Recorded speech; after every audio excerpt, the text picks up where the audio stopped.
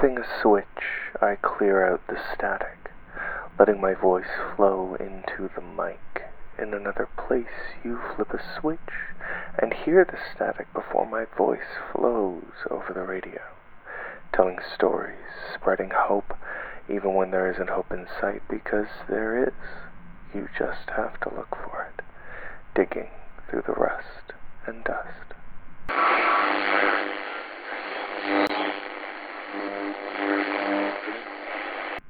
The shelter around me feels so hollow.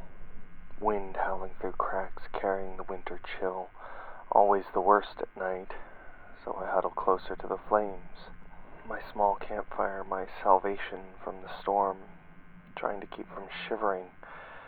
When dawn surely breaks, because it has to. It did yesterday, so it will tomorrow, right? When dawn breaks, I'll warm my bones in the sun, breathe in the soft air, shake off the chill and the frost.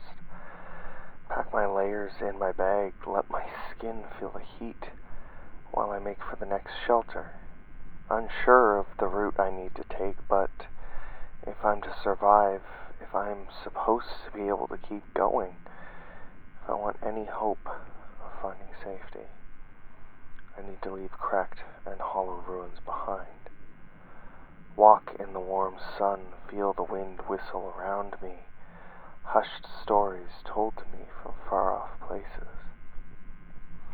And when night comes again, with sharp edges in the wind, I'll take shelter again. But the days are always longer in the summer, so maybe I'll be able to find somewhere safe this time. Somewhere warm and secure, where I can take root, hang up my layers for a while, unpack my gear, and work on writing some stories down for guests to read when they stop by.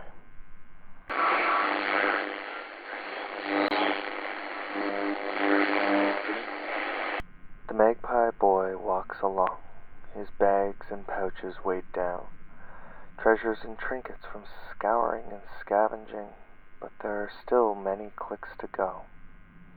A shimmer, a shine in the waning light catches his eye, dusting off a crisp, clean bottle cap, red and shiny and clear of rust, with a small mark inside, green and scratchy.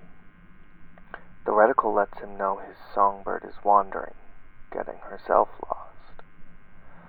Another cap, and another, and another, and another, breadcrumbs leading a trail.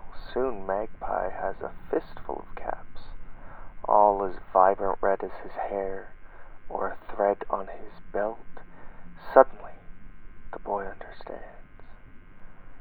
He was the one lost in the dust this time, scavenging too long, searching for treasures and stories and hope, wandering the wastes, getting turned around and losing his path, yet his songbird, all whistles and jingles, left him a trail of shiny breadcrumbs to find his way back to his safe home.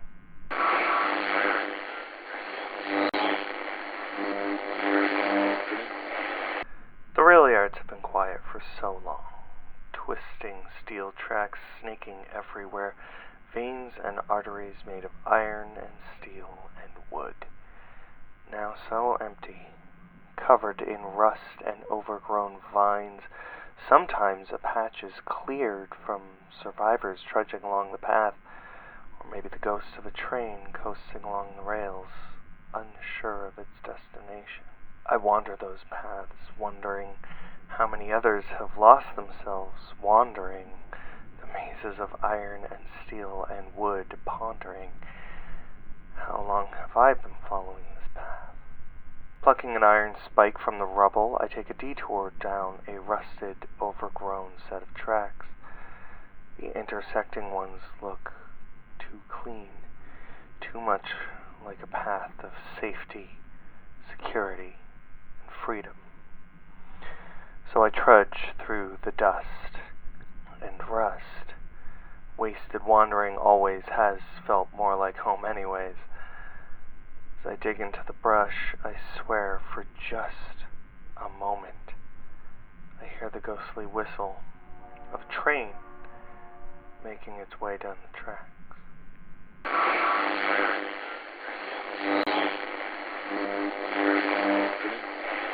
What can I say of love that hasn't been said before in 1,000 ways and even more words? Writers in the old world celebrated love, the beauty and tragedy of it all, in soliloquies and metaphors, sonnets and tales for the ages, and while I could wax poetic, painting all sorts of portraits using the same words as those before, even those that can't convey my love. So forgive me the less than lyrical language as I paint you a picture on a rusted sign with moss and copper dust. What can I say of my love for you? Crashing together with so much intensity, igniting the air around us like fireworks or a bullet fired from a rifle. No, like an atomic blast. Less in the destructive sense, although some remnants of our past might be caught in the blast. As we cool and evaluate the fallout, we see the aftermath growing up through the cracks. Yes, our explosion broke down so much, tore up long-buried roots and skeletons, wrecked the walls and buildings. Structures that confined us, kept us trapped in a preconceived idea of what life should be for us. But look at the cracks in the cement. A collection of wildflowers sprouting up, the crumbled wreckage that once held us back, now overgrown with ivy, and life all green and vibrant, mirroring the pools of your eyes that my soul swims in when I think of you.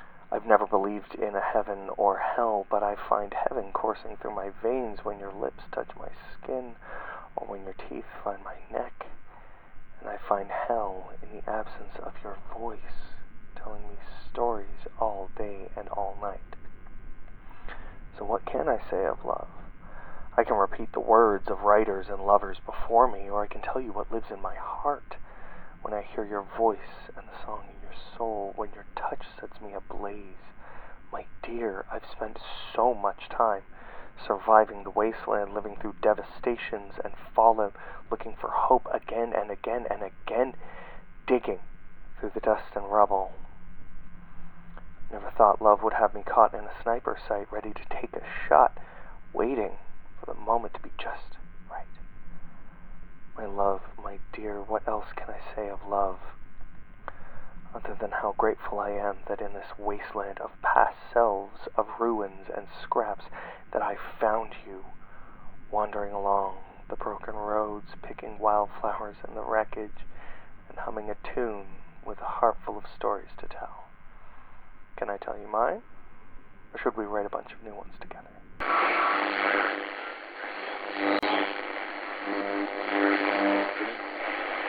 I thought I would miss the old world, the familiarity of it, always in motion, sounds, sights, and the hum of life, comforts that had become a safety. But when it all burned, washed away, and replaced with rust, the emptiness was deafening. Those comforts taken for granted, sounds rendered mute, sights hidden behind rubble and years of dust, the hum of life dulled to a whisper, leaving those left to wander, staying in constant motion, in the search for safety, collecting wherever the dust seemed to be lighter, filling the emptiness with their stories, putting whatever pieces they had back together, making something new. So no, I don't miss the old world. Yes, it was familiar, it had life and sights and sounds, but this one does too. Fireworks, treasures, and stories to be told, sitting around campfires, or around tables lit by little candles. You just have to find it, dig it out of the dust and the ashes.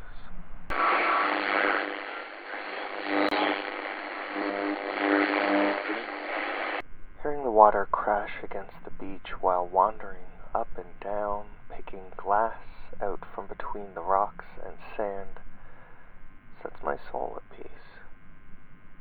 Peace I didn't think I could have. Suddenly I'm no longer the me of now. I haven't survived devastations. I haven't lost fights with myself. I haven't gone through things that left a hollowness in my heart. I'm the younger me, the version that skips rocks and laughs from his toes with a heart full of love without fear of what tomorrow holds.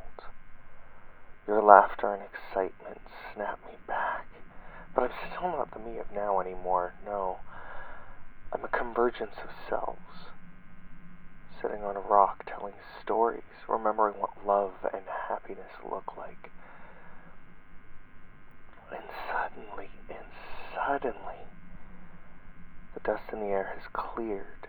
The water crashing against the beach is soft and soothing, and I have jars and pockets full of beauty we found.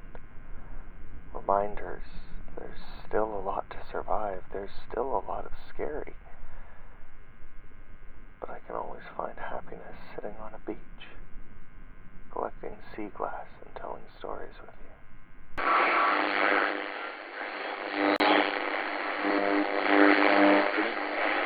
My voice on the radio quiets.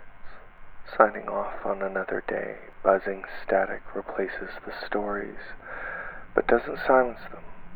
No, this static sounds lighter, less like the noise that drowns out the world. A spark of hope has been lit. Fan that spark and feed it kindling, wastelander. Let it burn into the night, a bonfire attracting others, somewhere to sit and breathe, maybe brew a cup of tea, and share a story or two. Fill the static with them.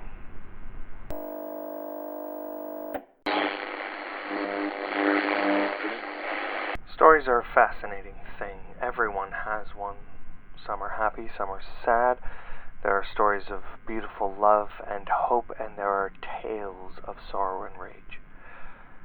Before the fall, you could walk around guessing at the stories people carried with them, what they had done in their lives, no matter how mundane. Were they a super spy disguised as a barista, or did they have a sordid past as a circus performer? Or was that person wholly normal, but maybe bullied in school? So many stories that we could tell to those we let in. After the fall, those stories were lost, so many cut short before we could find out the last chapters, replaced with new stories for us to tell. Tales of survival and hope. Our pasts have become fantastic legends of the world before. How things were for us, how our lives changed, no longer worried about the same things. Work drama, school assignments, the price of your morning coffee, all behind us. But they can be so fascinating for those that come after. Just like the stories we were told by our parents or our grandparents. When I was a kid around your age takes on a new meaning when you follow it with a tale of surviving the fall instead of a story about your first high school job. But what of the stories we wrote down? The plays and novels and history textbooks. Those stories can't be changed. Well, not much. The pages might be a bit torn, frayed with the wind and the dust, but they can all still be told around a campfire, behind a microphone on the static, passed along to a random stranger the same way our own stories may be frayed and weathered. They can all be shared. So tell me a story. Let me write it down, that way I can remember it. And tell it to the next traveler I meet, along with all the others I've collected, sitting around campfires and listening to the static.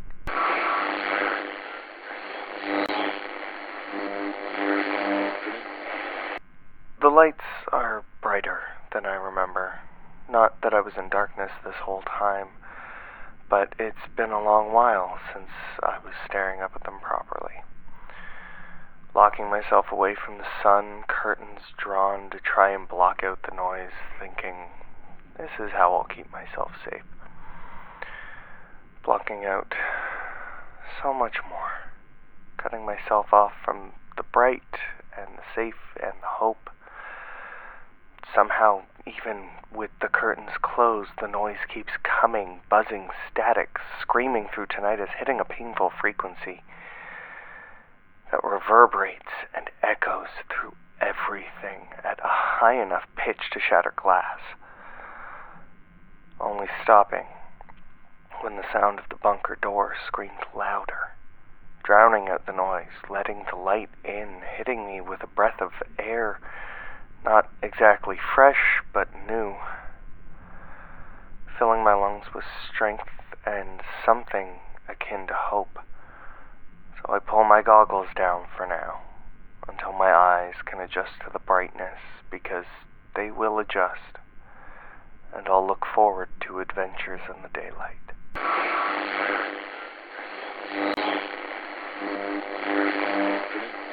When wandering the wastes, you have to double-check your gear.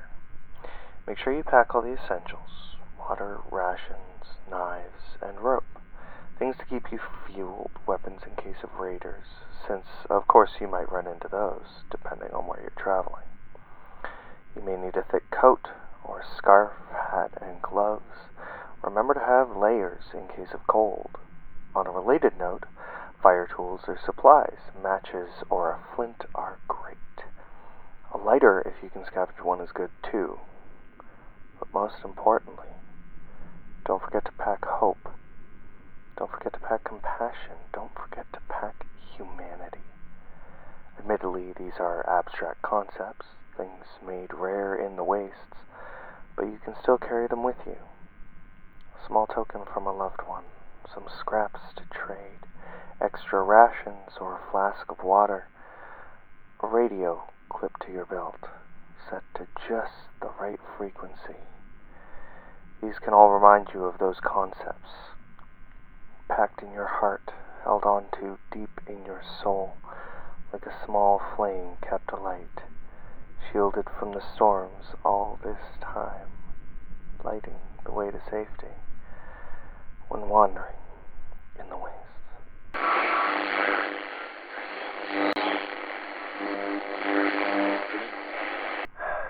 The routine doesn't change much. Wake up, shower, caffeinate. Get ready for work if I have that. Sit down at my desk if it's a day off. If it's work, gotta get my shoes on. Grab my bag, make sure I have my work clothes and anything else I need. Dress for the weather, hopefully. I'll walk down the street to catch a train, working the night away until I get back home and collapse, letting dreams take me. Dreams of a future I can't yet see, dreams of everything I hope to achieve, until the morning light breaks and I start it all again. The routine doesn't change much. Wake up, hydrate, scrape some of the dirt off if I can. Get ready for a scavenging run. Sit down at the radio relay if the static calls. If it's a run, gotta get my gear on. Grab my pack, my weapons, make sure I have supplies, and anything else to keep me breathing. Covered and ready for whatever's outside. I'll ride through the wastes on a bike made of scraps, scavenging and searching the day away until I can get back to the bunker and collapse, letting rest take me. Dreaming of a past I barely remember, dreaming of surviving long enough to find hope until the morning breaks and I start it all again. Back and forth day by day, routines and rhythms stay the same. Before the fall they seemed mundane. Back and forth day by day, routines and rhythms didn't fade. After the fall, they seemed to be all but safe. When people think about the end of it all, they imagine bombs and fire and undead hordes. In reality, the end will be more of a crumble, into chaos, into desolation, into a loss of hope. Sometimes the small things, routines and rhythms, can fan a spark of hope, turn it into a flame that can burn and burn and burn, igniting beacons of hope, shining through the dust and the dirt, leading lost wanderers home again.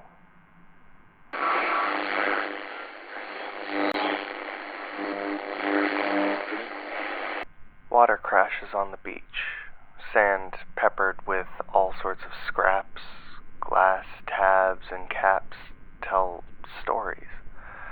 A fallen survivors claimed by the static lakes, wandering together, picking through the scavenge, finding small trinkets, trying to picture the stories attached to them, like a small cap in the sand. Unassuming, one of several in a small pile, the faded soda name barely visible anymore, rusted around the edges, flecks of red paint still clinging to the metal. Flipping it over reveals the remnants of a small sticker, a little shiny star. Well, used to be shiny. Since dulled from the sand and salt water scratching it, but the vibrant color remains. Checking the other caps, some more worn than others, most of them also have little stars, like an art project by a kid decorating their treasures. Or maybe they tell a different story. These little stars peppered on the beach, a constellation all on their own. So we plucked them from the sand, put them in a little tin labeled Starlight, to keep with us for those nights when the clouds are too thick to tell stories to the twinkling night sky.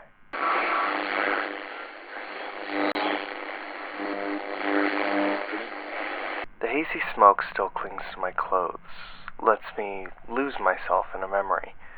When the struggles of surviving become too much, my mind wanders for just an instant. If anyone saw me, they'd catch a snap of a blink, but in that flash, I live a whole day over again, sitting on a beach, sorting through scavenge, checking our six for threats. Who are we kidding? We left those behind, choking on our dust. Setting up on this beach, we have some semblance of safety, cheering each other as we get a fire going, watching the sun through ruined skyscrapers, setting on the day, letting the stars shine, telling stellar stories. Meanwhile, two lost souls that found each other pull out flasks and cups and scraps of food, warming our bones and smiling to the sunset, telling our own stories to the stars, sharing in the safety we've found, and suddenly, I'm back in the now, behind a microphone in my bunker, twirling a tab we found on that beach, before clicking a switch and calling out to the static.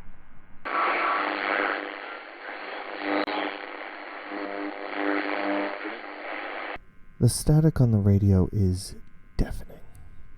Buzzing and humming and noise. How long has it been since anyone was listening? Since anyone was talking? Years and years and years. Somehow, the satellites are still bouncing signals despite the wasted lands we wander. No more news, no more stories, nothing to hear but the static. Yet here we sit, turning the dial, listening for voices. Clicks and pops interrupt the signal, breaks in the static, breaks in the buzzing and humming and noise. How long have you been the one listening? How long has there been someone talking? Years and years and years. Somehow we're still bouncing signals despite the wastes we wander. Telling the news, telling news stories, cutting through the static, and here I sit, stopping your dial, so we can hear voices.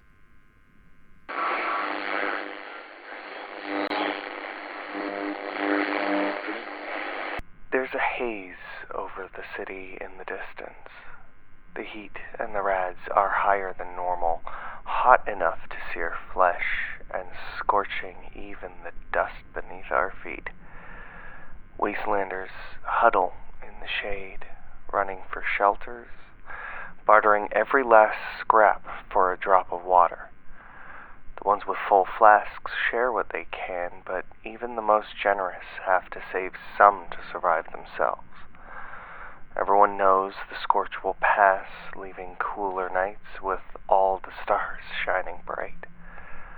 So the brave few, with whatever they have, soak clothes in their stores of cool water, put on respirators, run hydration tubes from their pack, and venture out into the blazing sun, helping those lost in the dust, finding shade and shelter, doing whatever they can to keep safe, holding out for the storm clouds on the horizon to wash away the sweat and the scorched dust.